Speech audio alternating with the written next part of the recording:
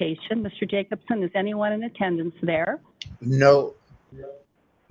Thank you. And if that situation should change, please notify us immediately. Will do. Thank you. And I want to comment that Ms. Salazar has appointed herself to join us on the CPC so that we can meet quorum requirements. And so, Ms. Reed, if you will now take roll. Nancy Corrigan. Nancy Corrigan, present. Dan Jacobson. Here. Michael Savoy. Michael Savoy, present. Katrina Salazar. Present. And I believe Ms. Hines is joining us. And we have a quorum. Thank you, Ms. Reed. So proceeding on to our mission statement, the CBA's mission is to protect consumers by ensuring only qualified licensees practice public accountancy in accordance with established professional standards. This mission is derived from the statutory requirement that protection of the public shall be the highest priority for the California Board of Accountancy in exercising its licensing, regulatory, and disciplinary functions. Whenever the protection of the public is inconsistent with other interests sought to be promoted, the protection of the public shall be paramount. I will now proceed to the agenda, and agenda item 1, I would like to receive public comments for items not on the agenda. Are there any comments from those of you in the public here in Sacramento? And I'm not seeing any. Moderator, would you please check online? The moderator, the Q&A is now open. The instructions are on the screen for your reference. If you're logged in, press the question mark inside of the square, typically lower right corner of your WebEx screen, and then a text box type comment and make sure it goes to all panelists before clicking the send button. If you're calling in, press *3 from your phone to raise your virtual hand. At this time, we have no requests. Would you like me to close the Q&A? Yes, please do. Thank you. Moving on to agenda item 2, the approval of the minutes of the May 18th, 2023 Committee on Professional Conduct meeting. Members, do I have a motion to approve those minutes? Motion to approve. Thank you, Mr. Savoy. And do I have a second? Ms. Salazar. Thank you. Any further discussion from the committee members? Any discussion from the public here in Sacramento? Seeing none, moderator, would you please check online for us? Yes, this is the moderator. The Q&A is open. Instructions are on the screen. If you're calling in, press *3 to raise your virtual hand. No requests at this time. Would you like me to close the Q&A feature? Yes, please do, and thank you. And Ms. Reed, would you call for the vote? Nancy Corrigan. Yes. Carry on Farrell Hines. Abstain. Dan Jacobson. Yes. Michael Savoy. Yes. And Katrina Salazar. Yes. The motion carries. Thank you, Ms. Reed. I'm moving on to agenda item 3, and that is discussion on the California Board of Accountancy's selection of peer review administrative site visit attendees. We have a little change in presenters. That will be Michelle Center, our licensing chief. Ms. Center, please proceed. Thank you and good morning. The purpose of this agenda item is to provide the board with an update on the selection of peer review oversight attendees. At its January 2023 meeting, the board reviewed and discussed the PROC's inability to perform their annual administrative site visit, or ASV. The site visit is performed on California's administering entity, which is CalCPA, and it was not done in 2023 because of AICPA's assertion that their confidentiality policy prohibited staff from observing that ASV. Given the concern ASB expressed regarding staff participation, CBA staff consulted with legal counsel regarding any differences between staff and PROC committee members that might be pertinent. It was found that there are no differences between staff and PROC committee members related to authorization to access information, public disclosure, and the protection of the public. Staff of the CBA are representatives of the CBA and have the same rights to information used for oversight and the same restriction from public disclosure. At this time, staff have proposed a temporary procedure for conducting the 2023 ASV that will also serve to provide useful information toward a long-term plan. For 2023, it is proposed that Cal CPA randomly select approximately 30 firms that will fill certain characteristics related to their type of peer review, system versus engagement, and peer review rating for use during the 2023 ASV. Once the random sample has been selected, it is proposed that Cal CPA contact the firms to obtain permission for CBA staff to access their peer review related data and documents as part of the 2023 ASV. The board has shared this proposal with Cal CPA for presentation to and consideration by the AICPA.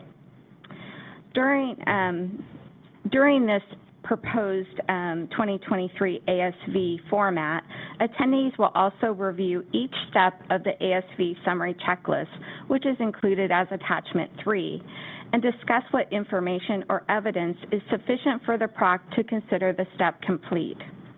Additionally, given the board intends to seek legislation to require California licensed firms to allow the board access to peer review information and data via the AICPA facilitated state board access, the PROC may wish to know which areas of the checklist could be accomplished using that FSBA site.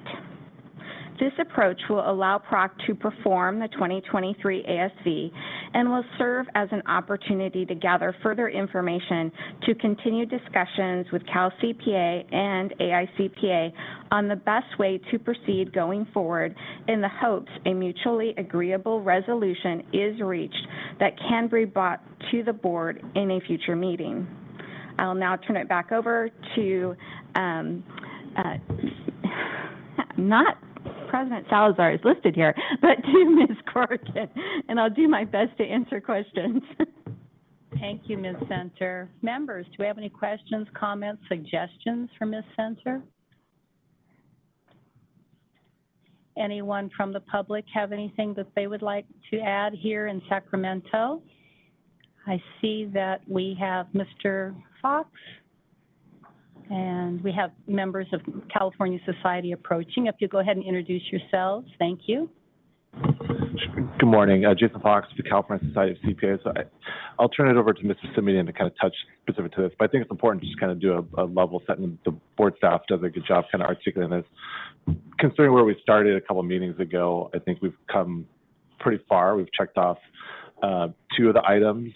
We're have a defined process and very close, I think, to checking off the other 2.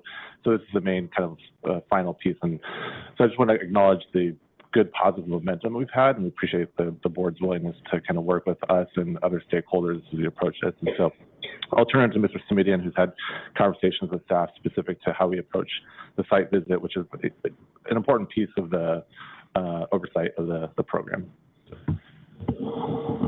Good morning, Rich Simonian, the interim peer review director from Cal CPA. Good to see everybody again this morning. I want to reiterate Jason's comments with regard to the prior items. And I think we've been working on, in a similar fashion, to try to find a solution with regard to the site visit. We're anxious to get the 2023 site visit completed. We were not able to yet complete the 2022 visit, so we would like to move forward with that. At the last meeting, we talked about exploring the concept of a bifurcated approach, which would allow for staff to participate in certain sections of the review, and others would be in more of a kind of a closed session, if you will, an executive session with the PROC members. And staff provided us the checklist that enabled us to go through what those steps are so we can perform some preliminary reviews on that. And we have done that. We worked with the AICPA as an initial step to kind of look at how that could be divided. And there's a lot of information there, even outside of the site visit process, that would be further enabled through the FSBA, mandatory FSBA element as well. So I think we're making really good progress with regard to that element of that. And the next step as we were going through this process would be to work with staff and develop a working group to review what we have already done with regard to the site visit. Now, we haven't done that part of it yet, and this additional request to, as kind of a temporary procedure, as it's described, to get a permission from the firms, and the selection of the firms would be somewhere around 30 or so firms to get the permission from those firms. In advance of that is where our discussions are at this point in terms of the status around that. We have shared some concerns with regard to that process, with regard to the firms. I'll share some of those. Some of it relates. We haven't had really no prior notification to the firms about that, not really giving them an opportunity to understand that this could be possibly in the process of the site visit. And as a temporary solution, we wanted to make sure we have an opportunity to provide them prior notification around that. This is unprecedented.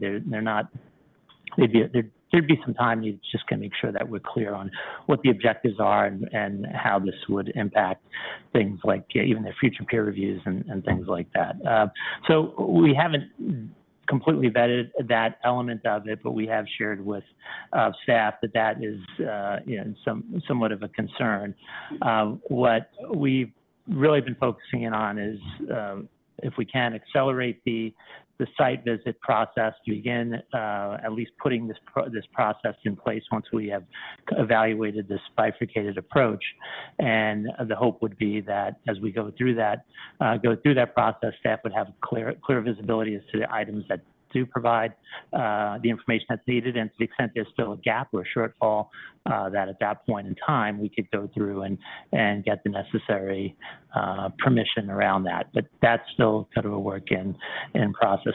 I do want to point out, I guess there's another point of discussion that we've had, which is where would that permission, the request for that permission come from? And it may, would that come from Cal CPA, or whether it's already come directly from the Board of Accountancy? And I think that's another point of discussion, since I think the way it's drafted in the agreement, it talks about Cal CPA reaching out to those firms to get that permission. And we've talked to staff if there's a way that could come from the board on that. But what we will continue to work with staff to try to address that part of it. I do want to be clear, we're not saying no to that element of it, but it does raise some questions and things that might slow down the process and might impact the completion of the site visit. But we'll continue to work with Michelle and her team on that piece of it. Thank you. Members, are there any questions for Mr. Fox or Mr. Smith? Yeah, Mr. Savoy? Rich, have you reached out to any of those 30 firms at all to see what their reaction might be, or you're just not sure if the question should be asked of us or you guys in relation to how they would posture themselves if they were asked this question to or be included? Yeah, at this point, the selections haven't been made. So that's a part of the process to kind of analogize to an audit. Once the data is provided, staff would make a selection that meets certain criteria, a number of system reviews, engagement reviews. And once those items are selected, we've got to identify what who those firms are. And then I think that's the point. But the process of going or initiating the site visit and going through that approach, at least part of what we would hope would happen as you go through that process, for some of those items, we might find out additional information may not be necessary, that we've been able to satisfy all of the requests within that checklist based on our reading of the checklist. We don't know this until we go through it. But if that number gets whittled down by 10 items by way of example, and we have to go through that permission process for a smaller number, we think that would add some efficiency to the overall process. So some of it's just a sequence of how we do this that I think we were discussing with regard to that part of that. Jason Fox, I would just add that it's a bit of an unprecedented process for the specific to peer review. So I think there would be, to your point, there'd be a level of uncertainty and confusion of what we're asking, why we're asking, and the context. And so I think from our perspective and from a firm, we'd have to kind of work through that, and to Rich pointed, who's the best carrier of that type of message, so that the firm can understand and,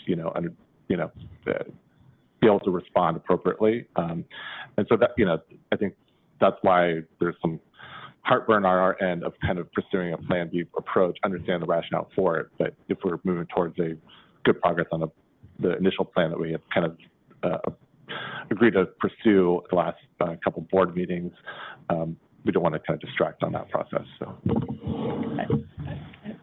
if I could just as a follow-up, just one other point I failed to mention in my prior comment, we haven't reached out to other firms, but the discussion with regard broader discussion around confidentiality has been a topic as we've been kind of going through these discussions, and among our effectively our peer review committee, which represents the members from the peer review community that serve in a volunteer role to support our program. The concern, one of the concerns addressed in this is, there's no requirement that California firms select Cal CPA as an administering entity. They can go to any administering entity as well. And because of that, and because it's a temporary issue, we wouldn't want there to be any, it creates other types of issues if firms in California go outside of California to perform that. And I don't know what the extent of that would be, but that's one of the areas that we would like to try to address, because the communication wouldn't just go to 30. We would want there to be broader notification with regard to the population of possible reviews to make sure that they're aware that it's possible. If your review was completed in this test period, you could be subject to that. So we were trying to narrow that down as much as possible as part of our proposal, I guess, or with revising the approach. Bring up another point. So if all of a sudden this was a request of the California firms doing the peer reviews, would it scare them and say, well, the hell with California peer, I'm going to seek a firm in Arizona, New Mexico, Wyoming to do my peer review because maybe I won't be subject to this? I know it keeps raising other. Well, the firm itself would still be subject to the California to the peer review requirements, but we don't have. So in terms of what they need to report, we talked about the out-of-state issue and things like that. That's a very small population. In other words, the number of firms that are based in California, we do a majority of we have administering entity for a majority of those firms, but there's no requirement that they do that. There are some of the larger firms that have some other requirements might be required to go to the AICPA because they do public company work or some other requirements. But the concern isn't that that they select an out-of-state reviewer. The concern is the firm would select a separate administering entity, and it could still be the same firm, the same reviewer, but administered by Texas, and in which case we lose the ability to kind of capture all of that. And I don't want to overstate that, but that. If it was a longer-term process that we knew we were committed to, we'd have some notifications and so forth. But for a temporary procedure, we just want to make sure it's warranted for that because of that impact. Thank you. Anything else for our presenters from the committee members? And while we have the three of you, Ms. Sender, anything that you have that you'd like to mention? The only thing that I would mention is Rich and I did have an opportunity to talk this morning, and in terms of who the request comes from, I think that from the staff perspective, we're fine to send the notification to the firms to let them know they have been selected to be a part of the ASV. And so I think that in terms of that concern, we can find a way to satisfy that is acceptable. Thank you, and thank you both. Are there any other, I'm sorry, Ms. Salazar, please. I guess I just sort of have a comment, maybe a question for staff. In listening to all of the prior committee conversations, I appreciate the point Mrs. Comedian brings up, but I guess I would just ask staff to maybe reaffirm my understanding that we're talking about observing a procedure annually on a test basis to confirm what we're told is happening is in fact happening, and that this is not a review of peer reviewers or an intent to discipline or any crossover result, that there is a that this is a process and that this is not discipline, because I just want to kind of say that out loud, because when I hear the comment, I worry that people might hear it and think something different. So I don't know if you could maybe just provide some context to that. Sure. You are correct that what we're looking at is procedure, to make sure that the procedures are followed, to make sure that anything that are in our California Code of Regulations are being followed. Most of that, I'm hopeful that when we have, I know that Rich referred to it as a working group. What our approach is the working group would be the 2023 ASV group, and that would be the working group. We would look at that to determine what avenues do we have to show that the procedures are met. And if we don't have to look at individual firms to show that, then let's not look at the individual firm reports to access that particular information if it's not needed and it can be shown in other methods. I think that by going through that process, we are hopeful that we will limit the amount of information that we need to gather in the individual firm peer review reports.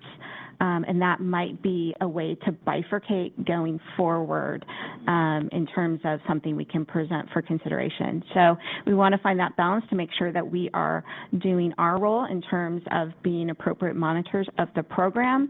But if we can do that in a different manner, we're open to that as an alternative. Thank you. Mr. Franzella?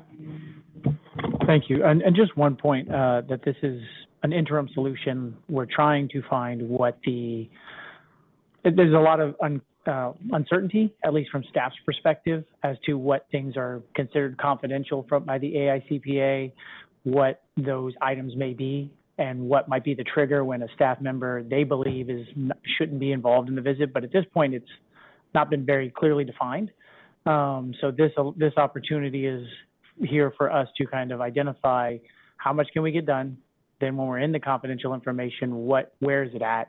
How is it being displayed? Is it, and it's just, this is an iterative solution, and we're just trying to find out how this works this first time. And so this contacting the firms, don't know if this is an ongoing kind of solution, if something better makes sense in the future, but it is a process based approach. We're not looking at working papers that were part of the peer review. We're not trying to redo the peer review. It's did they follow the procedures that were anticipated and expected as part of the ICPA program? Yes. At the risk of repeating some things that I've said, just so we're perfectly clear in terms of what we're proposing. We're at a point where we have vetted and gone through the checklist, and part of what that enables us to do with some level of confidence is if we were to initiate the site visit as soon as administratively possible with the staff and do it as early as possible, enable staff to see where those are gaps that would within that process before the outreach is done to those selected firms.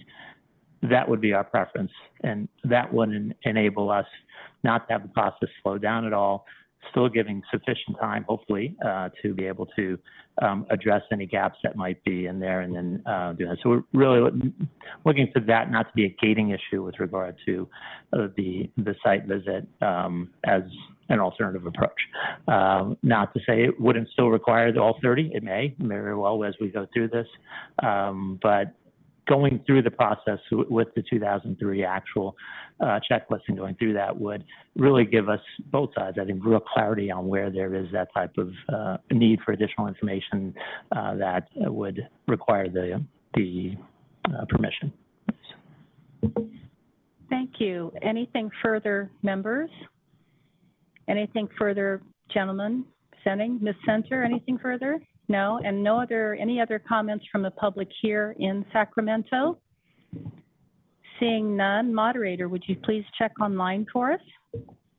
Yes, this is the moderator. The Q&A is now open. The instructions are on the screen for your reference. Those who have logged in, you can press the question mark inside of the square, typically lower right corner of your WebEx screen, and type the word comment in the text field that appears, and make sure it goes to all panelists before clicking send. Those who are calling in, you can press star 3 from your phone to raise your virtual hand.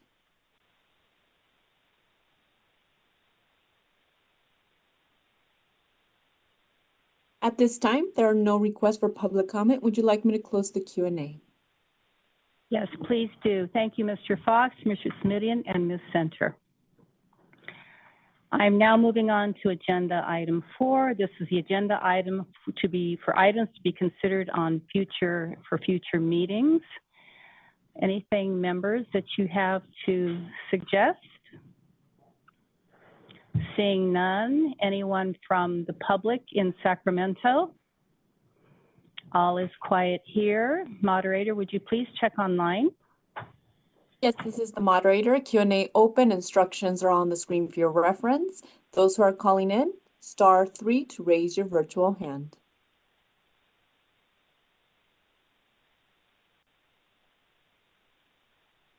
No requests at this time. Would you like me to close the Q&A? Yes, please do, and thank you. And this meeting is adjourned. Thank you.